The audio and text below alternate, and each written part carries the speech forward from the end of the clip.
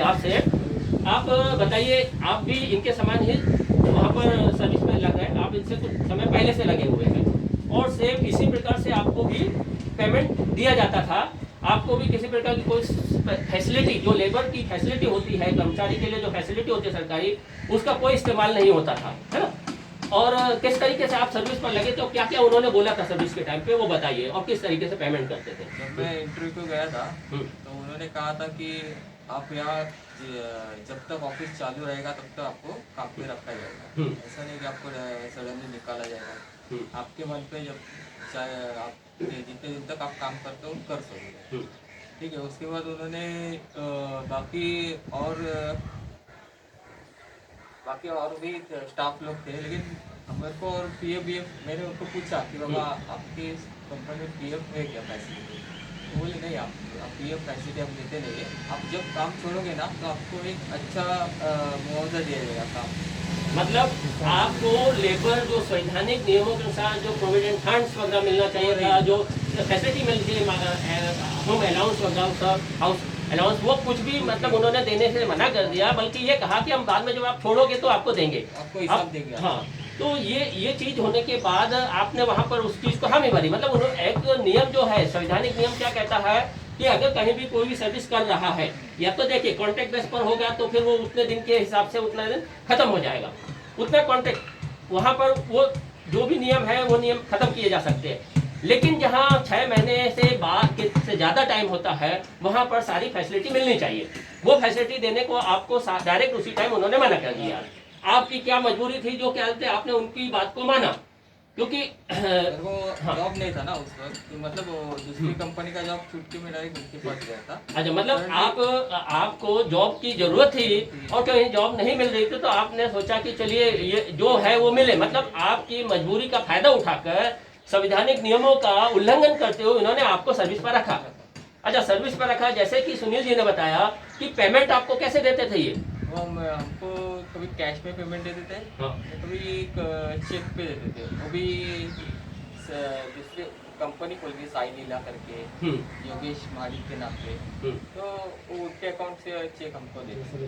अच्छा, मतलब जैसे देखिए यहाँ पर क्या हो रहा, सुनील जी को चेक जो पेमेंट जो देते थे वो एक सेल्फ चेक देते थे, दूसरे के नाम का पेमेंट दिया जाता था सुनील परवर जी को, लेकिन पेमेंट कहाँ किसमें दिया जाता, सेल्फ चेक दिया जाता था जो दूसरे के नाम का होता था, सुनील के नाम का नहीं होता था।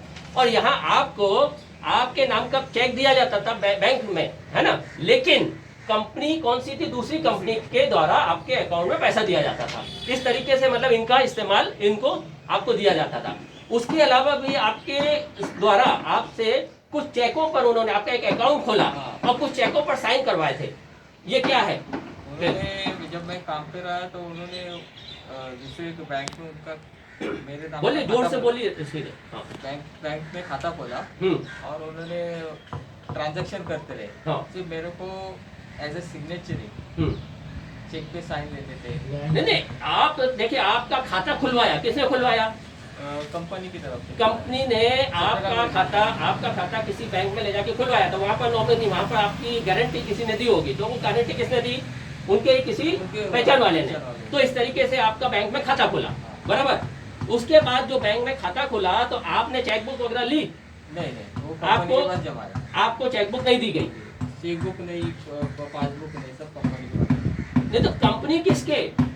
आपका अकाउंट खुला था बैंक में आपके नाम से, लेकिन जो चेकबुक और जो पासबुक वगैरह थी जो भी उसमें मिली वो आपको बैंक ने दी होगी, लेकिन बैंक ने आपको ना दे करके उनको दी, ये कह रहे हो आप। देखिए क्या खेल है, मतलब एक व्यक्ति जिसका पर्सनल अकाउंट खुला हुआ है, उस व्यक्ति का खुलवाने वाले वही लोग हैं। उन लोगों ने गलत धंधे, यानी संविधान का दुरुपयोग करना, कानून का दुरुपयोग करना, गरीब मजबूरी का फायदा उठाना, कर्मचारी का, वो खेल खेला गया और इनसे अकाउंट इनका खुलवाया। अकाउंट खुलवाने के बाद बैंक से जो चेकबुक या पासबुक मिलती है वो इनको बैंक ने नहीं दी, बल्कि कंपनी वालों ने, ये चंद्रकांत भोज ने, इन्हीं लोगों ने वो चेकबुक भी रख ली और पासबुक भी इनकी रख ली। वो चेकबुक रखी उन्होंने, तो चेकबुक पर साइन करवा के लिए या क्या किया था? साइन करवा के लिए थे। बाद में जब ये कोविड ऐसा प्रॉब्लम हुआ, उसके बाद मैं बैंक में गया और उनको कहा कि भाई मैं अभी काम पे नहीं हूँ, तो वो सब चेक क्या आप स्टॉप कर दो। तो ये चीज कब आई? देखिए, सबसे पहले चेक आपसे ले करके उस पर साइन करके लिए गए, तो जो चेकबुक थी, चेकबुक कितने पेज की थी जो आपको जब कंपनी ने चेकबुक पे साइन करवाए होंगे तो बुक पूरी थी या सिंगल चेक दिए थे? 25 पेजेस की चेक थी, चेकबुक थी। वो 25 पेजेस पूरे के पूरे चेक पर साइन करवाए थे, यानी 25 पेज पर पूरे। ये कब की बात है? ये जब जॉब पे करंट मतलब 2014-15 की। मतलब ये देखिए, मतलब 15 को मैं लगा था, 16 मतलब 2015 में जब इन्होंने सर्विस ज्वाइन की थी, उसके 1 साल के बाद ये खेल इनके साथ खेला गया, इनका अकाउंट खोला गया, इनकी चेकबुक ले ली गई बैंक के द्वारा। 25 पेज की चेकबुक थी जिस पर इनसे ब्लैंक चेक पर साइन करवा के लिए, जो इलीगल है। ये किसने लिया? चंद्रकांत भोजने, यही है ना? ये चंद्रकांत भोजने जी ने इनसे 25 चेक पर, ब्लैंक चेक पर साइन करवा कर लिए। ये खेल, ये है ये इनकी असलियत, है ना? आगे जब ये चलते पूरा हुआ और फिर कोविड अपने चालू हुआ, अपने इसका तो हाँ लॉकडाउन, तो उसकी वजह से आपको नौकरी छुड़वाई गई। मतलब आप बैठना पड़ा आपको, क्योंकि मजबूरी थी, है ना? लेकिन कंपनी तो अच्छी खासी कमा रही थी। कंपनी इस तरीके से मतलब चेकबुक लेती है, सब कुछ करती है, उसके बावजूद उन्होंने वो सब चेक रखे अपने पास, सब कुछ रखे, आपको सर्विस से हटाया। आप जब घर पर बैठे थे तो आपको पेमेंट दिया कंपनी ने? नहीं, मुझे सिर्फ जो मार्च का 9 दिन का काम किया था उतना ही पेमेंट मई के महीने में मुझे दे दिया।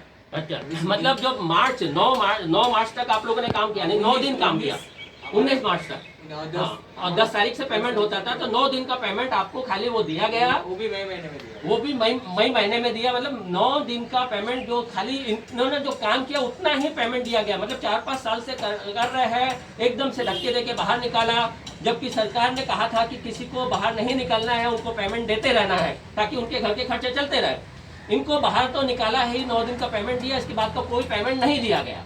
और जब इस मामले में आप लोगों ने, आपने भी और सुनील ने भी शायद कुछ बातचीत उनके साथ करने की कोशिश की थी, तो वो क्या मामला है पूरा? हम लोगों ने पहला उसको व्हाट्सएप के द्वारा मैसेज किया कि सर आप आओ और आप हमारे साथ मीटिंग करो कि आप ऑफिस चालू करने वाले हैं कि नहीं।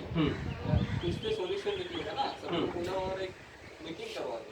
लेकिन उन्होंने ना ही उस बात पर उन्होंने रिप्लाई किया कि आओ मिलो करके, उन्होंने कभी ऐसा रिप्लाई नहीं किया, कोई जवाब नहीं दिया। कोई जवाब नहीं। तो फिर भी वो चीज होने के बाद फिर से हमने 2-3 बार ट्राई किया कि चलो हम कंटिन्यू ट्राई करते रहे, कभी ना कभी तो अपने को जॉब आ जाएगा। लेकिन उन्होंने उनकी तरफ से कुछ बुलाया नहीं हमको कि आओगे तो जाए।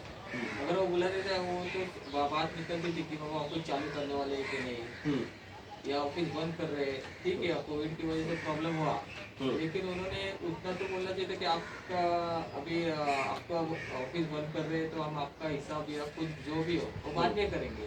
ऐसा ही ना कि जल्दी आपको उसी वक्त मांगता था। लेकिन उन्होंने उस बारे में कुछ सोचा ही नहीं कि आदमी क्या कर रहा है, कुछ नहीं, स्टाफ क्या कर रहा है, उनका कैसा है, घर चल रहा है, उन्होंने वो कुछ बात को सोचा नहीं। उन्होंने सिर्फ अपने घर वाले जो है उधर उनको पेमेंट दिया जाते थे 2-4 बार। मतलब उनके और भी, मतलब आप 3-4 लोगों के अलावा भी जो लोग थे, ज्यादातर उनके रिश्तेदार थे, तो रिश्तेदारों को पेमेंट दे रहे थे, लेकिन आप लोगों को पेमेंट नहीं दे रहे थे। अच्छा, इस मामले में आपने व्हाट्सएप से उनके द्वारा पूछा और ग्रुप में कुछ मैसेज डाला, तो उसकी वजह से एक नोटिस मिला आपको। एक उनके वकील ने एक नोटिस दिया और उसमें उन्होंने मेंशन किया है कि क्या बोलते आपको एक कहते भिखारी के समान, मतलब एक तरीके से उसका मतलब ये निकल रहा है कि आप भिखारी थे, उनके सामने भीख मांगने आए थे, तो आपको भिखारी के समान उनको नौकरी पर रखा, जरूरत नहीं थी नौकरी की, ऐसा बोल रहे हैं। और आपसे 1 करोड़ रुपए की डिमांड कर रहे हैं, कह रहे कि कहते आपने मेरा नाम खराब किया। उसका मतलब ये देखिए, इन्होंने व्हाट्सएप पर अपने मामले में कि भाई मैंने जो हम लोगों ने सर्विस की है, हम लोगों के साथ जो होना चाहिए नियमानुसार, उस मामले में कुछ बताइए, हमें बताइए कि हम क्या करें, कैसे रहें, कुछ मतलब हमारा क्लियर हो। तो ये इनकी मंशा थी। उसकी जगह इनको जवाब देने की अपेक्षा एक नोटिस देते हैं इनके वकील साहब के द्वारा। अजय एस कामली ये एडवोकेट है, ये इनको नोटिस देते हैं, जबकि इनको क्या कहते हैं, इनको मालूम होना चाहिए कि ये लोग सर्विस कर रहे हैं वहां पर, और सर्विस के मामले में उस मामले में पूछने का इनको पूरा हक है। और इन वकील को ये भी मालूम होना चाहिए था कि इनके साथ इनको जो सर्विस में रखा है गैर कानूनी तरीके से, मतलब जो लीगल वे में रखना चाहिए, लीगल वे में जो इनके साथ होना चाहिए लेन देन, वो नहीं किया जा रहा है। ये सारी चीजें इनको मालूम थी इनके वकील साहब को, उसके बावजूद इन्होंने इनको नोटिस दे दिया कि आपने इनसे माफी मांगी है, 1 करोड़ का नहीं तो आपको ये पैसा देना पड़ेगा, ये करना पड़ेगा, वो करना पड़ेगा, इस तरीके का ये नोटिस है। ये पूरा ये अजय कामले जी का 2 नोटिस आए हैं ना, एक में 1 करोड़ का मांग की गई, एक में माफी मांगने को बोला गया है। तो ये सारी चीजें है। तो इसके बाद ये चीजें मतलब ये आप लोगों के साथ हुआ है, इसके बाद आप लोग संगठन के पास आए हैं।